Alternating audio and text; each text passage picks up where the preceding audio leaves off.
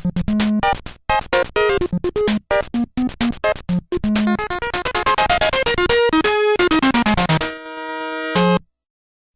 everyone, and thanks for tuning in with me today. Today's game we'll be looking at is Super Sprint for the NES. The gameplay footage you'll see in this video is from the Japanese Famicom version, but both the Japanese and USA version are exactly the same except for one difference, which I'll cover later. Super Sprint is an overhead racing game originally released in the arcades in 1986. The game was developed and published by Atari Games Corporation. It was ported to the Amstrad CPC, Atari ST, Commodore 64, and ZX Spectrum. It was also released on newer gen consoles and arcade collection video games such as Midway Arcade Treasures. It was also released on the Game Boy Advance along with Spy Hunter. The NES version was developed by Atari's home computer/console division Tengen. It was released in 3 different locations, USA and Australia in 1989, and Japan on August 3, 1991. The Australian version was published by HES Interactive, the USA version was published by Tengen themselves, and the Japanese version was published by Ultron. Both HES and Tengen were both companies that published games without Nintendo's permission, making the Japanese version the only release to be officially licensed by Nintendo. It was a good idea to have Atari port their own game to the NES, since it being their own game, they do the best job.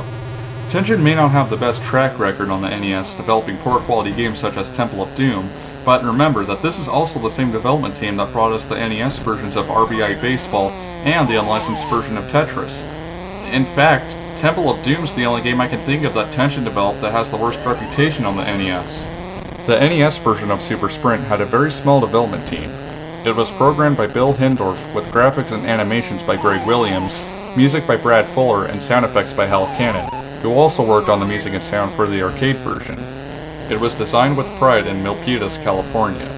Remember how I said there was a difference between the Japanese and USA version? This is it. In the USA version, if you waited after the first demo, you'd get a credit screen, but in the Japanese version, after the first demo, it goes back to the Ultron screen.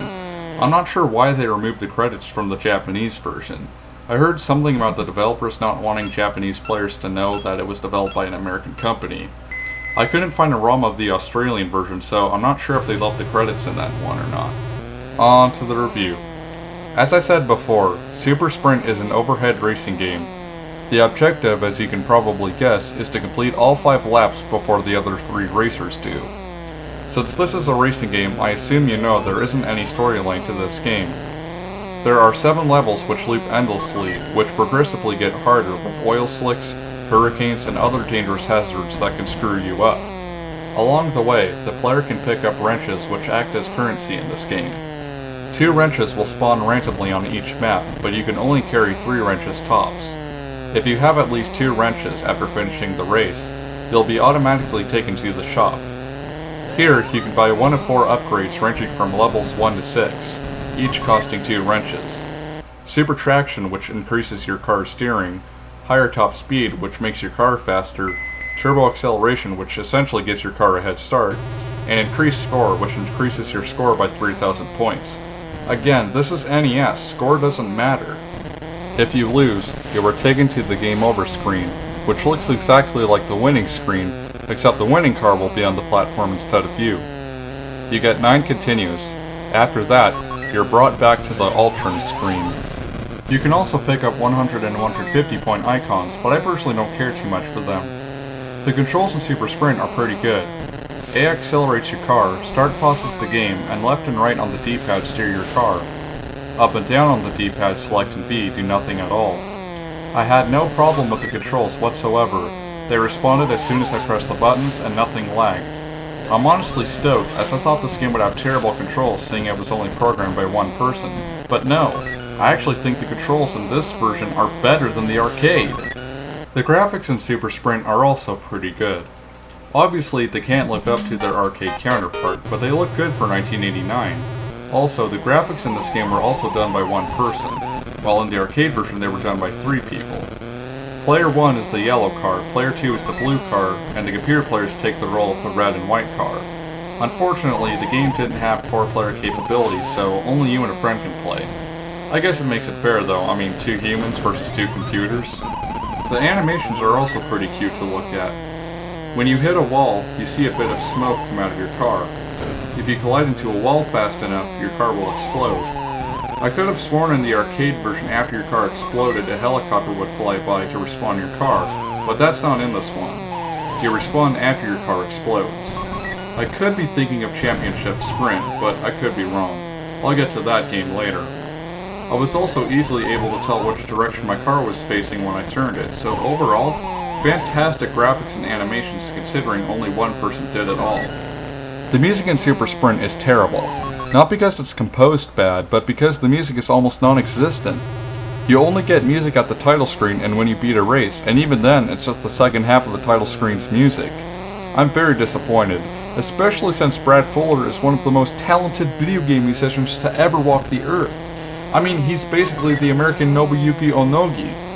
The music sounds like 70s music, which I personally like, but I don't think it fits the theme of a racing game made in the late 80s.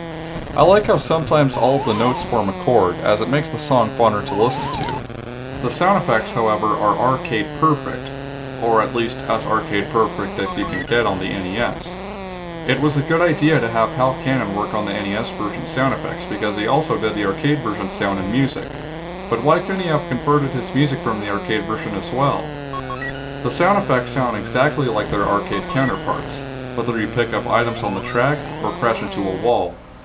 My only complaint is that the engine sound is just annoying, though I thought it was worse in the arcade version. I'd have to say, overall, the audio in Super Sprint is a mixed bag. The replay value in Super Sprint is actually better than I expected. I found myself playing this more than I thought it would. As I said before, the game endlessly loops with the tracks getting harder and harder, so it does give you an excuse to play all 7 tracks over again. Because the game never ends, I made it my own way of beating the game. Have all of your car upgrades to level 6.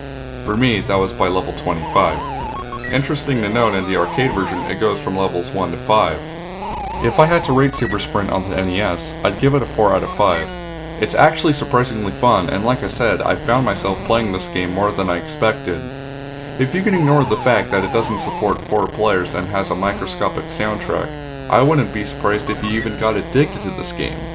I honestly can't think of any other company doing the game better justice than Atari themselves, and they exceeded my expectations. I actually like it better than the arcade version, and very few arcade ported games have exceeded their arcade counterparts. Well, I think this is one of the few. Before I close this review, let me talk about a couple sequels to this game. First, there was Championship Sprint. It was released the same year as Super Sprint in the arcade, 1986, and was later ported to the Amstrad CPC, Commodore 64, ZX Spectrum, and even the PlayStation 3. If I remember right, it's essentially the same exact game with different track designs and maybe some other slight changes I can't remember. Then there was Badlands, not to be confused with the interactive movie game. It was released for the arcade in 1989 and was ported to the Amiga, Amstrad CPC, Atari ST, Commodore 64, and ZX Spectrum. While people may not think of this as a sequel, it's exactly the same game. The only difference is that it's designed differently. I believe it even uses the exact same game engine. I can't tell you my opinions on these games because I only played them on Midway Arcade Treasures, and that was so long ago that I can't even remember what I think of them. By the way, to any foreign viewers, let me make something perfectly clear. As a former British guy, I know it's pronounced ZX Spectrum instead of ZX Spectrum, but what if it were called the AB Spectrum? Would that mean it would be called the Alpha Beta Spectrum? Finding Super Sprint shouldn't be too difficult. I bought the USA version for $6 and the Famicom version for $4 at local game stores. You could find the NES version on eBay for around the same price, but I never saw the Famicom version at all on there, not once. If anyone's played the other ports of Super Sprint, I'd like to know what you thought of them. Are they good, bad, or just average? I'd really appreciate your feedback. Maybe I'll have to try my hand at them sometime, but for now the NES version is my favorite, and I have a feeling that won't change, but who knows, maybe I could be wrong. As always, I'd like to thank each and every one of you for watching, and until next time, stay classic. That sounds familiar.